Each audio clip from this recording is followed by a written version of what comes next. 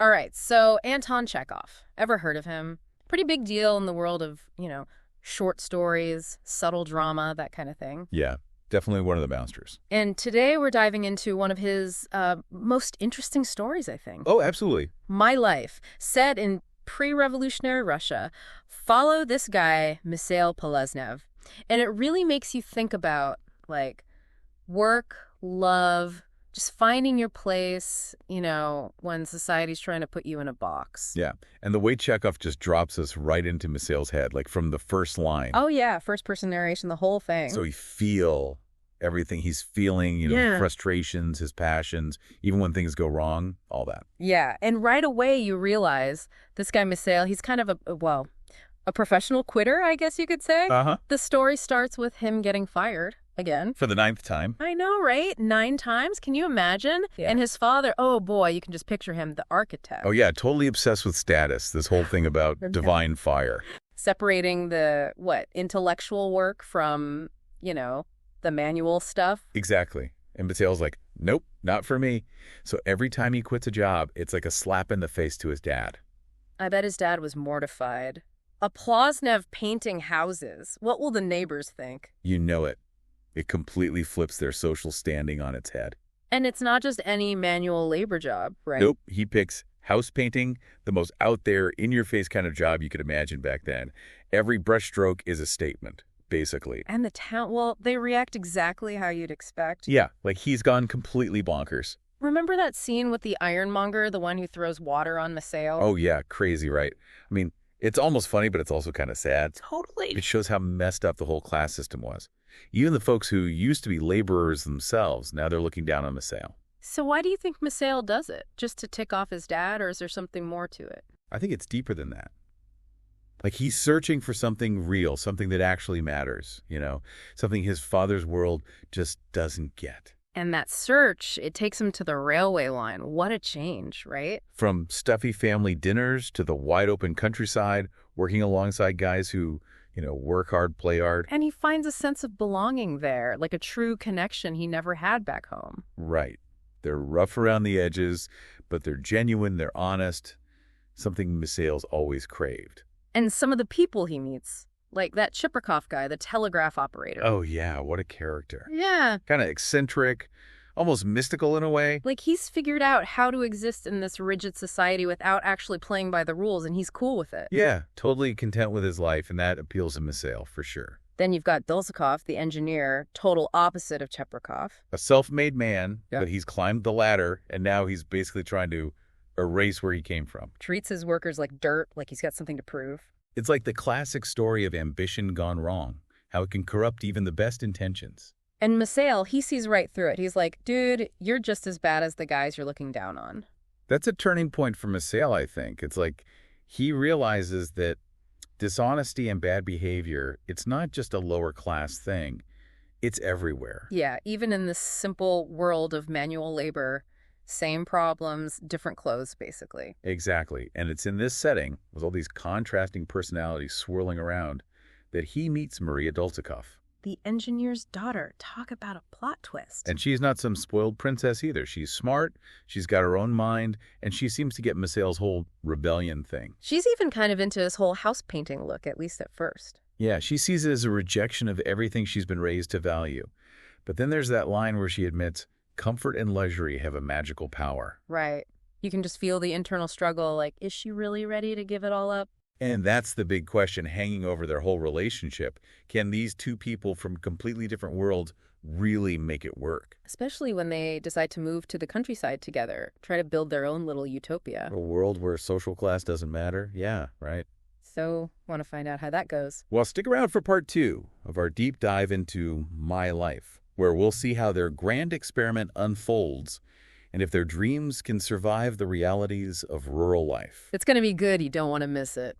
They pack up, head for the country, end up at Dubechnya, the engineer's old estate.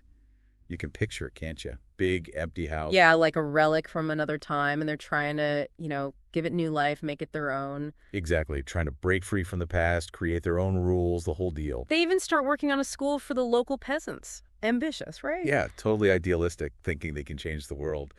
But Chekhov, he's not going to make it that easy for them. No, he throws some curveballs their way, starting with all that rain. Oh, yeah, remember that. During their first few months there, pouring rain. Like it's mirroring their struggles, stuck inside, everything damp and kind of depressing. Exactly, this feeling that things aren't quite working out as planned. And then there's that whole green parrot thing. Oh, yeah. Misael compares Maria to a parrot, the one that escaped its cage. Right, flitting from garden to garden, always looking for something, but never finding it. It's like she's trapped, wants something more, something real, something beyond her privileged life. Searching for something she can't even define. And she thinks she's found it with Misael, this simpler life, but it's more complicated than that. Yeah, their old school project, that's a perfect example of how their ideals clash with reality.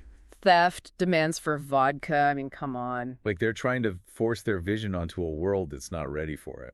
And Maria, she really starts to get disillusioned. Yeah, at first she was all about it, remember? Reading all those books on agriculture, thinking she'd be this, modern farmer. Hilarious, right? Her fancy ideas versus the messy reality of it all. It's not really her thing, and she gets more and more frustrated with the peasants. And that's when Stepan shows up, the miller. Ah, Stepan. Like a character straight out of a folk tale. Quiet, kind of mysterious. Yeah, with this whole work is a necessary evil kind of attitude. Right. He'd rather be by the river lost in thought. But both Misael and Maria, they're drawn to him, each for their own reasons. Interesting, right. Maria sees him as like a kindred spirit, someone who understands her frustrations with rural life. But Misael, at first, he's annoyed by Stepan's whole vibe, but he also kind of respects it, that connection to the land, the practicality. It's like they both see something in Stepan that they lack themselves. Like Maria wants his detachment, that ability to just exist outside of society's rules. And Misael, maybe he envies Stepan's, groundedness, that acceptance of life's rhythms. Yeah, and it brings up this whole question about what it means to work, what it means to find purpose in your labor.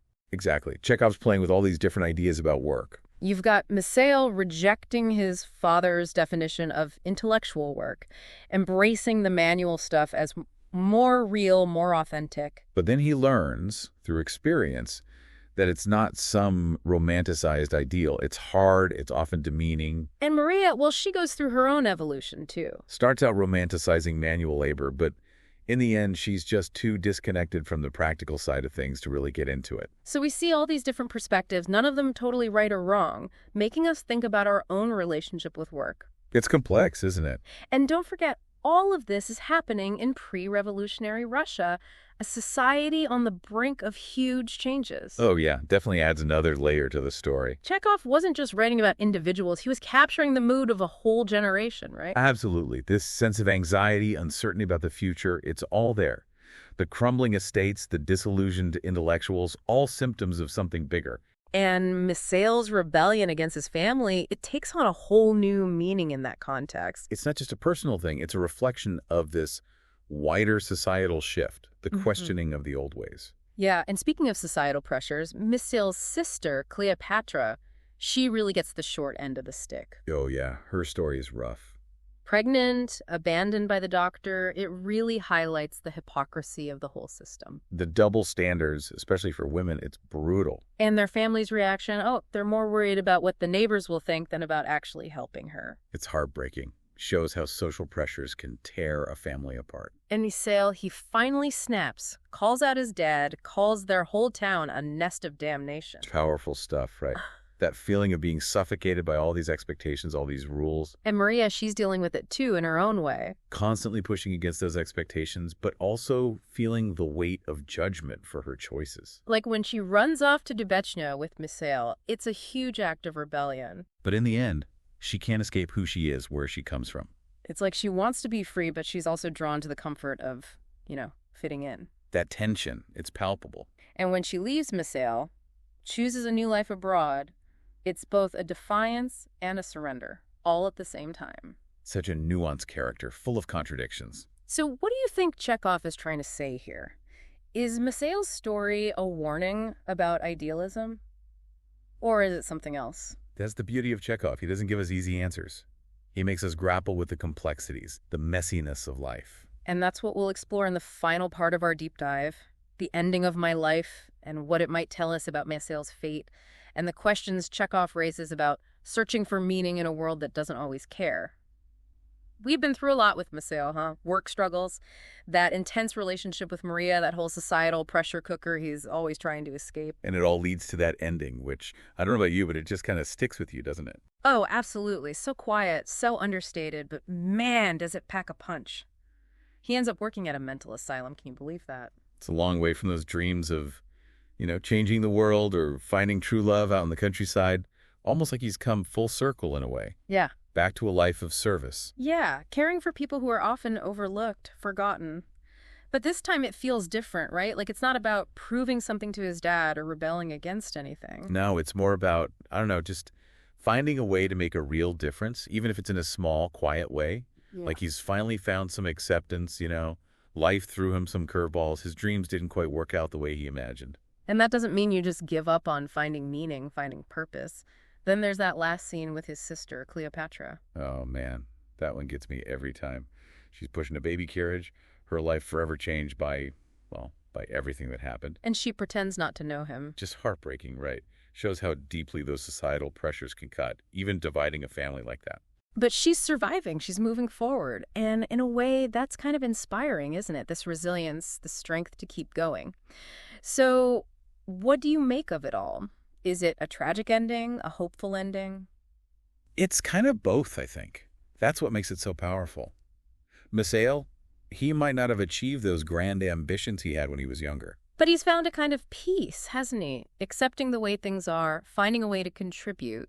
And that's something we can all relate to, I think. Absolutely, especially today when everything's about, being the best, achieving the most, all that.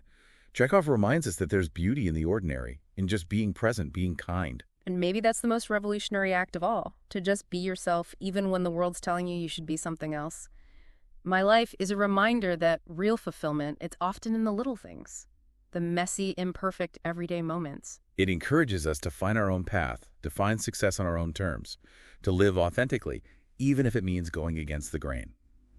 So, that's our deep dive into my life, folks. Hope you enjoyed it. We covered a lot of ground, explored some big ideas, and hopefully you're walking away with a new appreciation for Chekhov. His writing, it has this way of staying with you, making you think about the world a little differently. And hey, maybe, like Maceo, you'll be inspired to find your own quiet revolution, embrace the complexities of life, and find that extraordinary spark in the everyday. That's what it's all about. Thanks for joining us, and until next time, keep exploring, keep questioning, and keep diving deep.